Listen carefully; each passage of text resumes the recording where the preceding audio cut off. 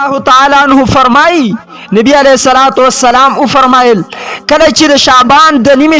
د شعبان شپه شي تاسو د شپې تهجد نفلونه کوئ د ورځې روزه ونیسئ فإن الله تبارک وتعالى ينزل فيها لغروب الشمس إلى السماء الدنيا الله جل جلاله په دې کې خپل رحمت اگر نازلی تر د نور د ډوبېدو پورې د آسماني دنیا ته خپل رحمت الله را لیږي فیقول الله جل جلاله وی الا من مستغفر فاغفر له آیا څوک بخنه غوښتونکی شته چې زه ورته بخنه وکم الا من مسترزق فارزقه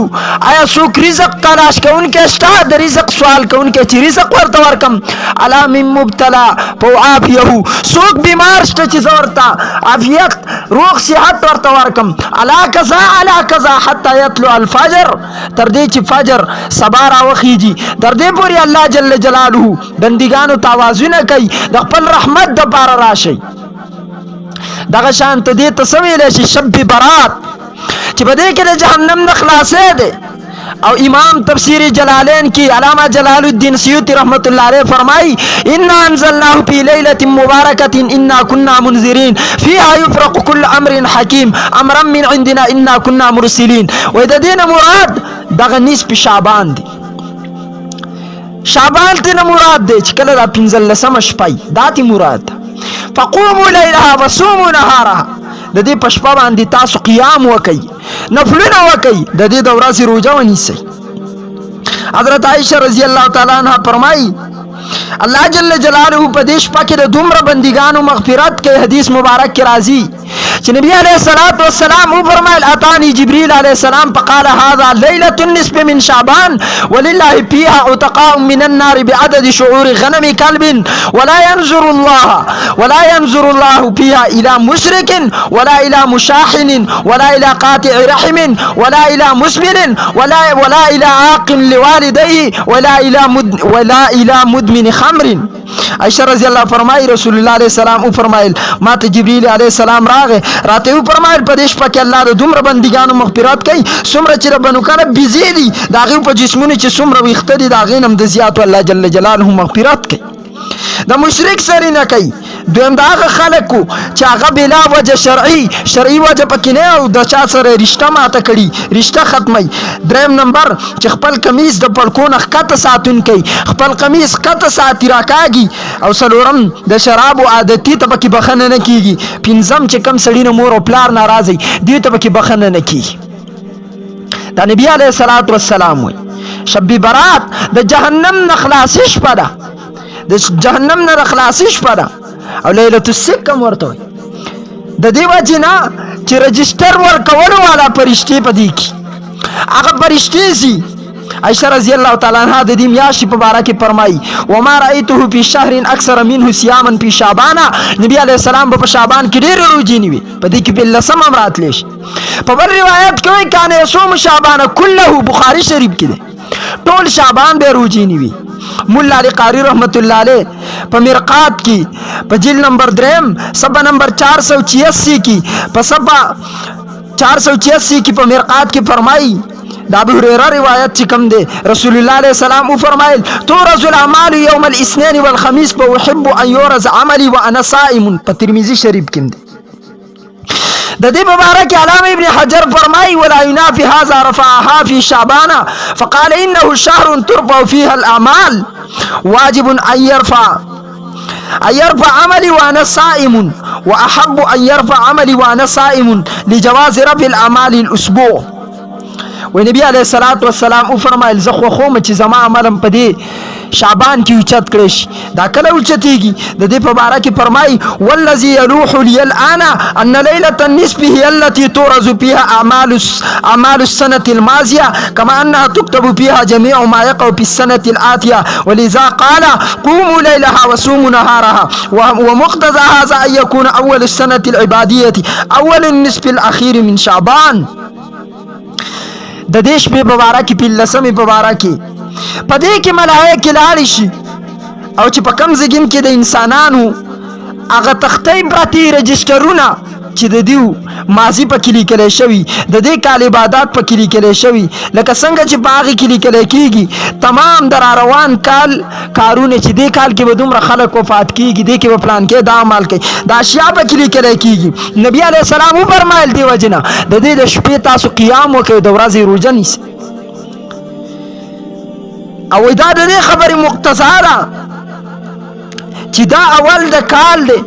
د عباداتو نه شروع وشي دا چې کله دا کال ختمیږي وس د دې په مابین کې دا 15 چې شي د دې نه بعد دا اخیری حد دی د دې کال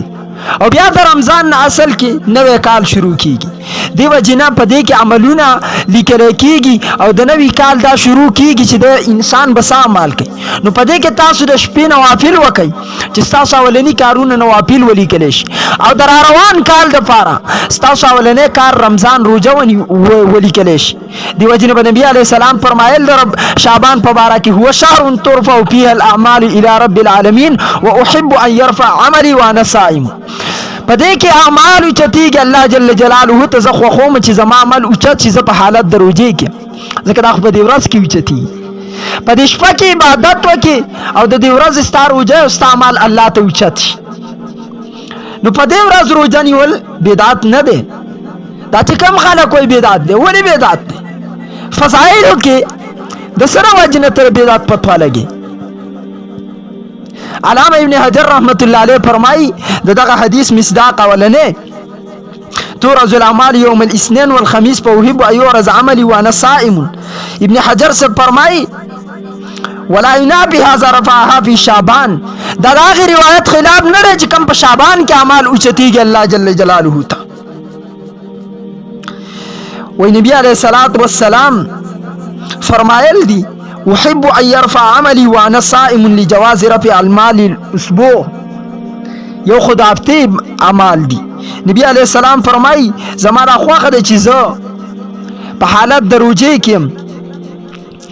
زب حالت دروجه کې مو زما مال اوچت شي الله جل جلاله ته حدیث مبارک او کی راځي ډیر فضائل د دې میاشت راغل دي بهرحال که په دې باندې څوک روزه نیسي ثواب دی علامه سرفراز خان صدر نور الله مرقدو فرمایل زره دې روزه نیسم او چې څوک یې نه نیسي پاغه باندې تاسو لان تان مکوئ چې څوک یې نیسي پاغه لان تان مکوئ فرض واجب دا مګنئ سنت مؤکده مګنئ البته ثواب دی پکې په دې روزه کې او تاسو یاد ساتئ یوازې مونږ باندې یو نیکی د جماعت سره چې وکړه شي بنزیش په جامع مسجد کې وایش په مسجد نبوي کې 50,000 او په کعبه کې 100,000 ولی د زیره برکت د وجنا زیادت کیږي دغه شان د شعبان د برکت د وجنه که څوک د روزه ونیسي نو زیادت پکې برکات ځکه شعبان کې برکات د نور میاشتو په لحاظ سره زیات نبی علیہ الصلوۃ والسلام هغه په خپل باندې فرمایل دي هو شهر د هغه میاشت ترفع فيه الاعمال الى رب العالمین چې په دې کې الله جل جلاله تعالی خيږي او فرمایلی نبی علیہ الصلوۃ والسلام سوال دی وشو ای الصوم افضل بعد رمضان د رمضان نه علاوه کوم روزه افضل ده شعبان لتعظیم رمضان نبی علیہ السلام فرمایلی شعبان بیا ته تاسو څه کوم صدقه افضل ده صدقه فی رمضان نبی علیہ السلام او فرمایل چې په رمضان کې کوم صدقه ورکړې شي او دا شان روایت کې راځي احب الشهور الیک ان تصومه شعبان نبی علیہ الصلوۃ والسلام عائشہ وی د شعبان روزه ټول ونیوا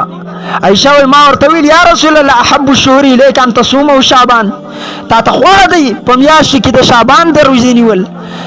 نبی علیہ الصلوۃ والسلام او فرمایل ان الله یكتب فيه على كل نفس میتة تلك السنه واحب ان ياتيني اجلي وانا صائم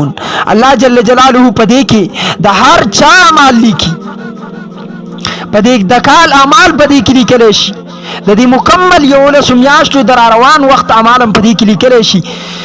زه خو خومه چې زما روان وخت هغه لیکل شي او زه په حالت د روزه کې یم په ما چې کوم وخت روان راځي او زما روزه ولیکل شي د نبی علیہ الصلوۃ والسلام وای نو نبی علیہ الصلوۃ والسلام شعبان روزه د ډیری نیول دي کله چې روایت شنو په کې راځي یعنی 15 روزه چې کم برکات علما بیانې او کم فضیلات په دې کې پراته دي د نبی علی السلام په عمل کې بخپل راځي. نو چې هغه ام سلمہ وای عائشہ وای چې دا شعبان ټول نیول دی نو په لسمه به کې نه دراغلی ته چې د بدعت ټاپله ګیس پیرا نو بیا دا وایي چې نبی علیه الصلاة والسلام دېرش روژې نیول دي بدعت یې پکې کړل ستاسو په 60 صابون وه. دغه شانتي ام سلمہ وایي رسول الله علیه السلام به پرله پسې 2 روژې 2 میاشتې نه وي خو شعبان او رمضان یې نیول